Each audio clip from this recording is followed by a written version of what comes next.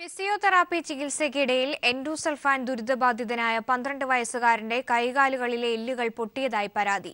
കാസർഗോഡ് ആദൂരിലെ അബ്ദുൾ റഫീഖാണ് ചികിത്സാ പിഴവിന് ഇരയായത്. കാസർഗോഡ് ജനറൽ ആശുപത്രിയിലാണ് റഫീഖിനെ ചികിത്സിച്ചത്. മുട്ടുവേദനയെ തുടർന്നാണ് എൻഡോസൾഫാൻ ദുരിതബാധിതനായ അബ്ദുൾ റാഫിഖിനെ കാസർഗോഡ് ജനറൽ ആശുപത്രിയിലെ ശിശുരോഗ വിഭാഗത്തിൽ പ്രവേശിപ്പിച്ചത്. ശിശുരോഗ വിദഗ്ധൻ കുട്ടിയെ ഫിസിയോതെറാപ്പി വിഭാഗത്തിൽ ചികിത്സ നടത്താൻ നിർദ്ദേശിച്ചു.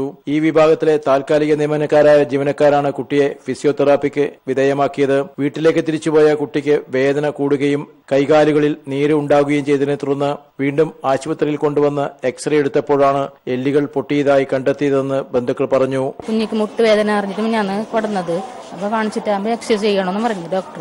എക്സസൈസ് ചെയ്തിട്ടാകുമ്പോ ഇങ്ങനെ കാലും കൈയെല്ലാം പൊട്ടിയത്. ഇന്നലെ കൈ വീങ്ങിട്ട് കണ്ടത്, അങ്ങനെ ഇന്ന് കൊണ്ടുവന്നത്. ഇന്നിപ്പോ എക്സ്റേ എടുത്തിട്ടാകുമ്പോ കൈയും പൊട്ടിയിട്ടുണ്ട്. ഉറക്കുന്നേ ഇല്ല പറഞ്ഞു. ഞങ്ങൾ ഇന്ന് വന്നതല്ല, അത് തെറ്റെന്ന് തന്നെ അവർ പറയുന്നത്. എന്നാൽ ഫിസിയോതെറാപ്പിക്കിടയിൽ എല്ലുകൾ പൊട്ടിയിട്ടില്ലെന്ന വാദമാണ് ജീവനക്കാർ ഉന്നയിക്കുന്നത്. സംഭവം പറഞ്ഞ് CPIM DYFI പ്രവർത്തകർ ഇടപെട്ടു. തുടർന്ന് endosulfan cell deputy collector Biju കുട്ടിയെ സന്ദർശിച്ചു.